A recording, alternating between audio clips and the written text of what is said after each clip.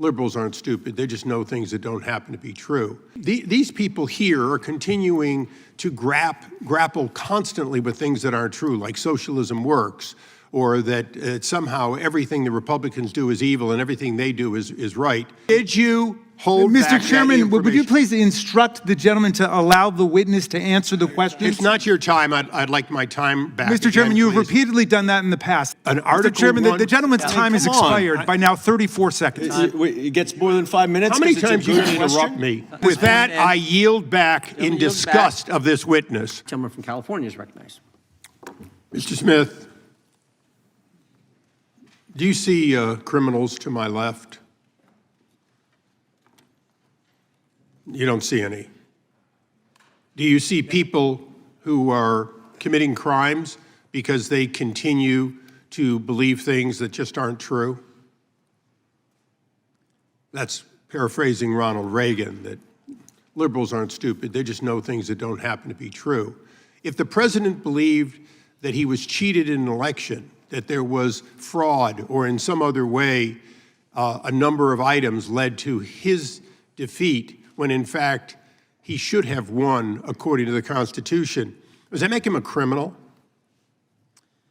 Sir, No, that's a yes or no, please, Mr. Smith.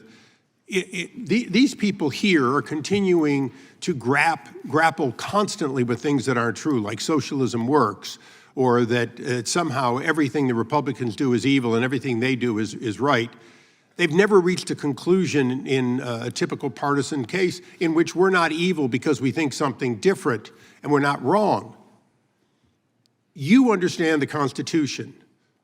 Do you understand the Bill of Rights, that someone has the absolute right to believe something, whether it's true or not, and to advocate for something, whether it's true or not? Do you understand that in addition to your oath to the Constitution, that that's one of the things the First Amendment allows for, isn't it?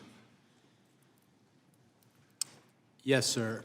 Okay, so if you know that people have a right to opine, lobby for, assert, do everything they can legally to ask for people to make different decisions, then why is it you saw criminal conduct on behalf of a president who believed he didn't win? Chairman Jordan and myself have something in common, along with a number of others here. We saw wrongdoing, and on January 6th, we voted not to confirm 2 states because they had violated the U.S. Constitution in how they selected who got ballots. And yet, you're going to come here and say, oh, I just followed the law. When you went after these people and you said, well, technically I can do that, you didn't see any selective nature or any separation of powers under the Constitution to spying on the activities and the conversations of the Speaker of the House? To what end would conversations between the Speaker of the U.S. House, third or second in line to be the president, and the president, in what basis would it be any of your business other than you believe that there was a conspiracy without conspiracy as a basic premise? You, like the president's men for Richard Nixon, went after your political enemies. Maybe they're not your political enemies, but they sure as hell were Joe Biden's political enemies, weren't they? They were Harris's political enemies. They were the enemies of the president, and you were their arm, weren't you? No. No. Oh, great. So you spied on the Speaker of the House and these other senators and so on, and informed no one, and in fact put in a gag order so they couldn't discover it. If they were not subjects of a conspiracy investigation, why did Congress, a separate branch that you, under the Constitution, have to respect, why is it that no one should be informed, including the judges? As you went in to spy on these people, did you mention that you were spying on seeking records so you could find out about when conversations occurred between the U.S. Speaker of the House and the president? Did you inform the judge, or did you hold that back? My office didn't spy on anyone. Wait a second. The question I asked you, Mr. Smith, was pretty straightforward. Did you withhold that information from an Article III judge in the process of taking the records of the Speaker of the House? We complied with Department. Did you hold back Mr. that Chairman, would you information? please instruct the gentleman to allow the witness to answer the question? It's not your time. I'd like my time back. Mr. Chairman, again, you have please. repeatedly done that in the past. The witness has the right to answer the question. And there'll be due time to answer the question. Would you please put my time back and let me finish this? Mr. Smith, I asked you a question and you were not responsive to it, and I want you to be responsive to it. Did you, whether you think it was legal or not, whether you think it was right or not, did you withhold the name of Kevin McCarthy, Speaker of the House, when you were seeking records on Kevin McCarthy, the Speaker of the House, or Jim Jordan, the chairman of this committee? At the time of the gentleman is... No, is- you please got give a me few more back the seconds. time that No, was no, taken away. Time has expired, but we're going to let the witness answer your question because it's an important question. The witness can respond.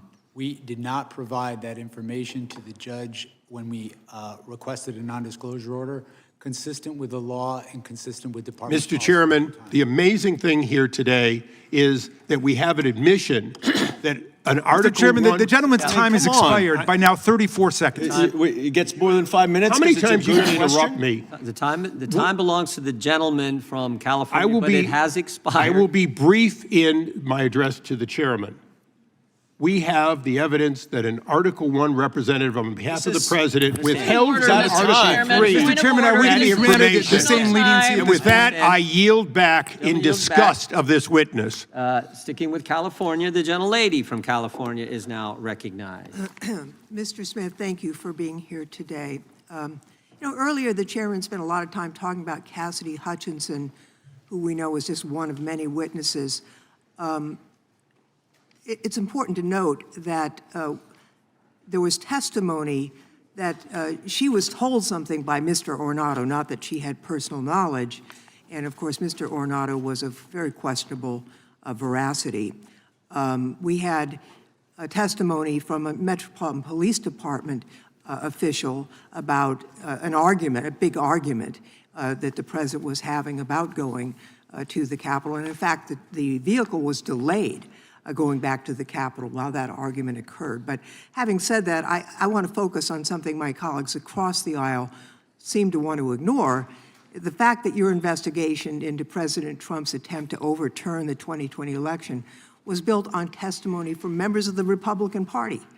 In fact, last week, the New York Times published grand jury transcripts from Georgia that show the same pattern in Trump's Georgia criminal case. Georgia's Republican Attorney General Chris Carr testified that he told, quote, and this is a quote, "We're just not seeing the things that you are seeing." And the late Georgia House Speaker David Ralston, also a Republican, testified that Trump's fake elector scheme was, quote, "the craziest thing I've heard." And then there's Senator Lindsey Graham, one of the president's closest allies. In his secret grand jury testimony, Senator Graham told the jurors, quote, "I have told him more times than we can count that he fell short," unquote. And then he said this, quote, "If you told him Martians came and stole votes, he'd be inclined to believe it." Martians, that's from Senator Graham speaking under oath. So here's my question. Mr. Smith, in your deposition with this committee, you testified, and here's a quote, "Our case was built on, frankly, Republicans who put their allegiance to the country before the party." That the president's closest allies are telling him that his claims of election fraud are wrong. And so I'm just wondering, can you explain what you meant in your deposition, that it was Republicans who were putting their allegiance to their country ahead of their party? Yes. There were witnesses who I felt would be very strong witnesses, including, for example, the Secretary of State in Georgia, who told Donald Trump the truth, told him things that he did not want to hear, and put him on notice that what he was saying was false. These were people who knew how the elections were conducted in these states, and I believe that witnesses of that nature, witnesses who are willing to tell the truth, even if it's going to impose a cost on them in their lives, my experience as a prosecutor over 30 years is that witnesses like that are very credible, and that jurors tend to believe witnesses like that because they pay a cost for telling the truth.